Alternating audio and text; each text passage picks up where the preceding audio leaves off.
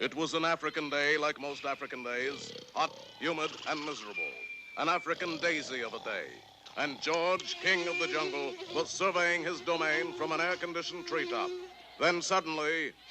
Help! Someone called for help. Help! Correction, someone called for help. Courage! George, come! Ah! Seizing a nearby jungle vine, George swung lightly through the trees, into a rushing stream, and over a waterfall. A little while later, far downstream... My George, that was quick. George, take shortcut. I didn't know there was a shortcut. Me too. Why Ursula scream? Oh, George, it's Shep. Shep. Good doggy, Shep. Up, boy. What's the matter, boy? In the first place, George, he's not a puppy. He's an elephant. Shep, puppy. Big, gray, peanut-loving puppy. And in the second place, your puppy is ill. Ew, but he was perfectly all right this morning. I saw him eating green pawpaw melons on the North 40. George, why not call Africa's greatest witch doctor, Dr. Kilimanjaro? And the worried trio gathered around Ape's large message drum. What's his area code, Ape? We don't need it. Fortunately, this drum is a direct line to the doctor's office. A direct line? Yes, I call it my tum-tum, tom-tom.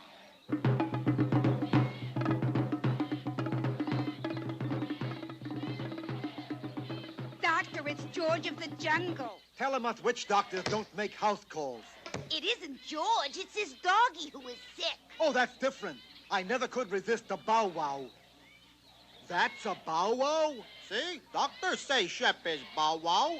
Big, gray, droopy nose bow wow. 4 years at Johns Hopkins for this. Well, let's take a look, see. Stick out your tongue. Not you, him. This looks like a tough case. Quick, I'll need 14 crocodile teeth, 3 fresh plucked gaw feathers, and a leopard skin. Uh-oh, not in medicine chest. And so the intrepid ape-man set out to get 14 crocodile teeth, 3 gaw feathers, and a leopard skin.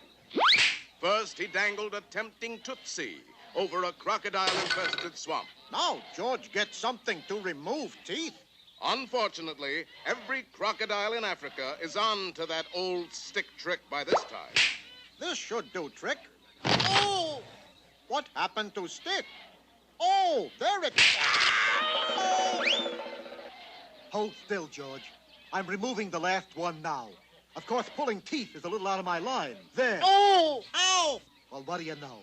14 crocodile teeth, and they're beauties.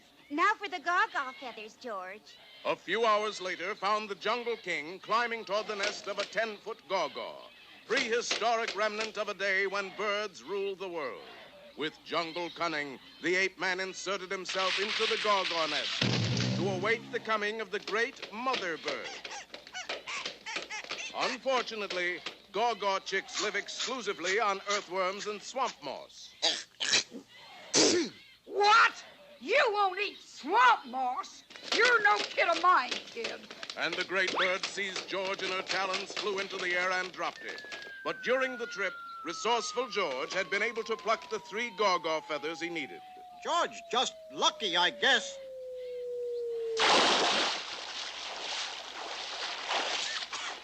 George, back so soon? Yes, but these shortcuts killing me. Oh, doctor, is it a crisis? No, lady, that is a thermometer. George, go get leopard skin now. I don't want to sound like a smart aleck, George, baby, but you're wearing one. But that's my leopard skin. Look at it this way. Is a doggy man's best friend or not? But, Doctor, Shep is an elephant. Look, George thinks he's a dog. Shep thinks he's a dog. I think he's a dog. What are you, some kind of a troublemaker? With that crushing argument, the matter was settled. 14 crocodile teeth, 3 gaw feathers, and the leopard skin. I think we can start to work. Get me plenty of hot water and some clean towels. You going to operate? No, I just want to freshen up a little. But what about Shep? Well, of course, I'm just a simple country witch doctor, but I'd say he just had a minor stomach upset. Too many green pawpaw melons. Drink this.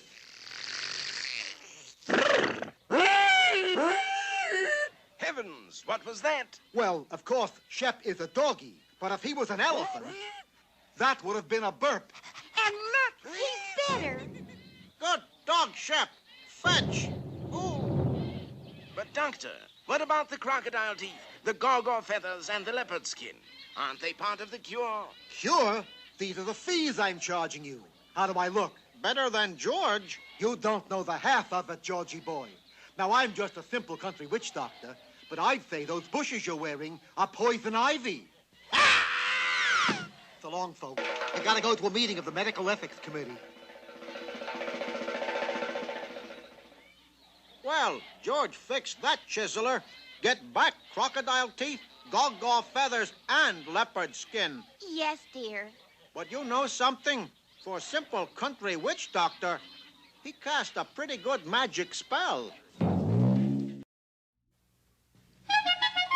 When you find yourself in danger, when you're threatened by a stranger, when it looks like you will take a licking, there is someone waiting who will hurry up and rescue you. Just call for Super Chicken. Fred, if you're afraid, you'll have to overlook it. Besides, you knew the job was dangerous when you took it. He will drink his super sauce and throw the bad guys for a loss, and he will bring them in alive and kicking. There is one thing you should learn when there is no one else to turn to. Call for Super Chicken. Call for Super Chicken. It all began with an airplane flight in the eastern United States. Ladies and gentlemen, fasten your seat belts. We are about to land at Providence, Rhode Island. Chauncey, are you sure that's Providence? What's it look like? Looks to me like there's nothing there. That's Providence, all right. Set her down, Edgar. But it wasn't Providence after all. Chauncey, we're in the middle of the ocean. I've heard of airports being way out of town, but this is ridiculous. At that moment on his way to Newport, Rhode Island, to blow the first flugelhorn riff at the annual jazz festival, was millionaire playboy Henry Cabot Henhouse III. Known to almost nobody as Super Chicken. With him, his faithful companion, Fred. Known to almost nobody, period. Why are we stopping, Fred? There's no place to go in Rhode Island. Oh, come now. Rhode Island may be a bit provincial, but good heavens, you're right. Rhode Island is missing. It's gone. We must give the alarm. Within seconds, the entire Massapequod party line was buzzing with the news. That, of course, meant the whole nation knew about it in an hour. Rhode Island is missing. Plumb gone. Nothing but salt water from Woonsocket to Watch Hill. The White House has just received a telegram which reads as follows. Deposit $83 jillion in the old oak tree by the crossroads, or you will never see Rhode Island again. Signed, Appian Way. Appian Way? You know him? We were classmates at Harvard College of Watch Repair. Tick-tock tech, we called it. There's his picture. Appian Way is the black sheep son of a fine old Rhode Island family, the Ways of Providence. I've heard of them. But if he was born rich, why did he become a thief? To stay rich. Oh. An old school chum gone wrong, Fred. That means... This is a job for Super Chicken, right? Mix the super sauce while I slip into something less comfortable. Right. In a flash, Fred was back with a container of Super Chicken's potent potion. Ready, Super Chicken? Fred, is my cape back from the cleaners? Hanging next to the plumed hat. Oh, yes. Let's have it, Fred. Little too much cinnamon, Fred, and... Once more, the puissant liquid worked its amazing transformation. And mild-mannered Henry Cabot Henhouse III became... Super Chicken! Quick, Fred, to the super coop. Within seconds, the fabulous super coop had taken to the air, while New England residents from Moose up to Mattawamkeag thrilled to that cry in the sky. That's where Rhode Island used to be, Fred. Sure makes a nice-looking bay, doesn't it? Any sign of the state itself? Not a thing. Just a big gray cloud down near the water. I shall use my super radar lenses to see right through that cloud. Aha! What? I'm going to have to get these glasses fixed. Well, what about the cloud? No cloud that, Fred. That's a blanket of smog. And under it... Rhode Island. Hang on. Look, an enormous yacht. Yes, and it's towing Rhode Island out to sea. Super Chicken Super Brain had struck to the heart of the matter again. For on the bridge of that yacht was the renegade rich man, Appian Way. All right, men. Open fire. Fear not, Fred. Rhode Islanders are notoriously poor shots. What happened? That fiend must have sneaked in somebody from Massachusetts. Well, I guess that's the end of Super Chicken. But at that moment, the plucky fowl Super Cape billowed out over his head like a giant canopy, and our two heroes wafted gently downward. When that chicken lands, fricassee him. Restrain your henchman, Appian Way. I claim the right of single combat with you. Single combat? Nonsense. You can't refuse me, for I, too, am an old tick-tock-tech boy. Impossible. It's true. Listen. Time to chime our alma mater for the mainspring of all schools. Tick-tock-tech, great educator. Shock-proof, knock-proof, 17 joules. Rah! Oh, you found my soft spot, Super Chicken. Single combat, it is. Now I have him, Fred. My super weapon is made of the world's finest steel. But so is his, and it's a 200-ton tank. Bye-bye, Birdie. Tremble, you malefactor. It is Super Chicken you face. It is Super Chicken you approach. It is Super Chicken you have just run over. Super Chicken. Just a flesh wound, Fred. Where's Appian Way? Just down the hill there. Down the hill? Yes, down the hill. For Appian Way hadn't figured on the effect of all that weight on one end of the boat. And as our friends watched in amazement, the yacht's bow tilted slowly upward, and the whole kit and caboodle sank to the bottom without a trace. Well, that takes care of Appian Way. Now to return Rhode Island. How? You forget my superpowers, Fred. I merely turn my tail feathers into a propeller, spin it, and just push them.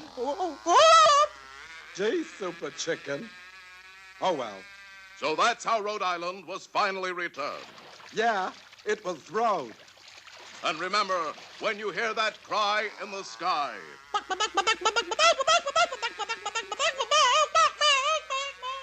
you'll know that Super Chicken still hasn't figured out how to land.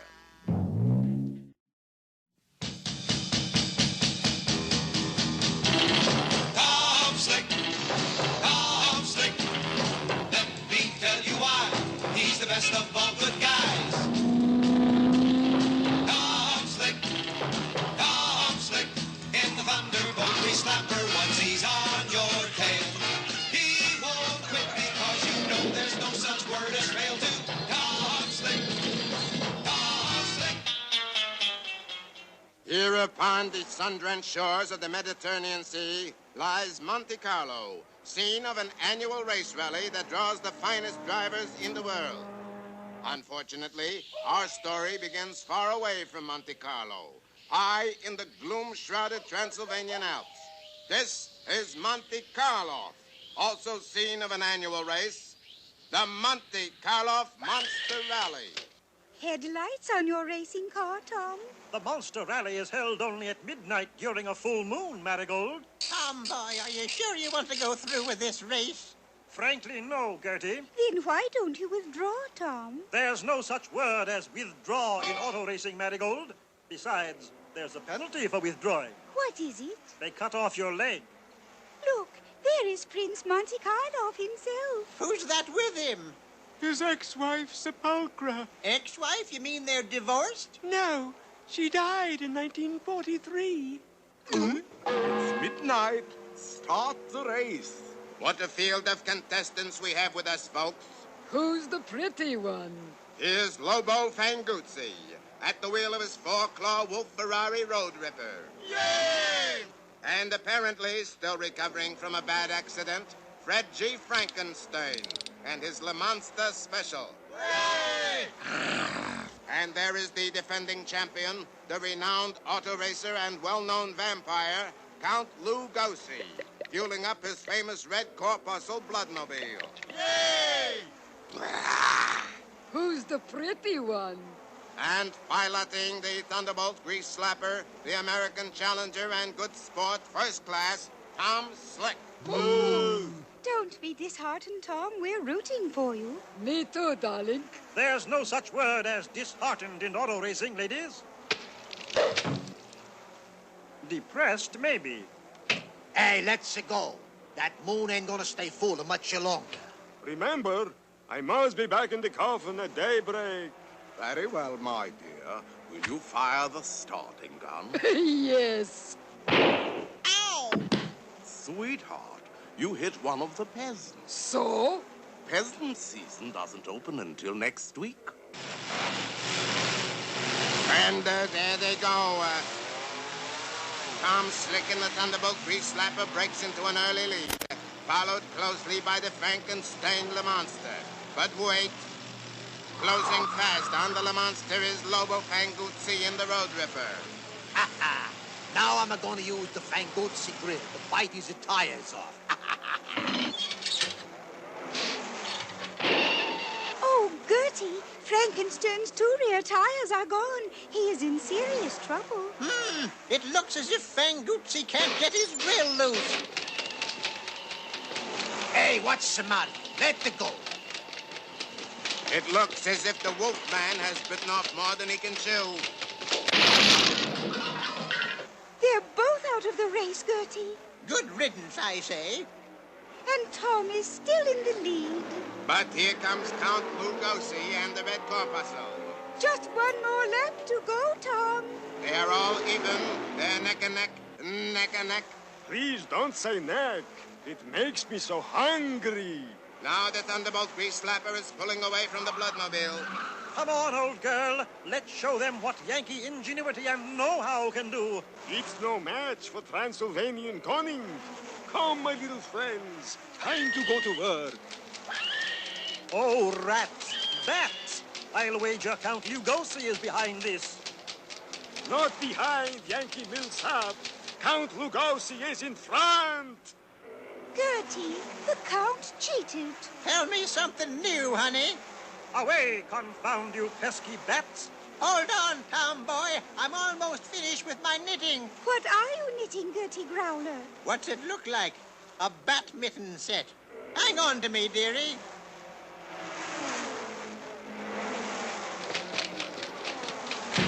Got 'em both. Oh, that is wonderful. But you believe it, hon? That's the first time I ever played bat mitten.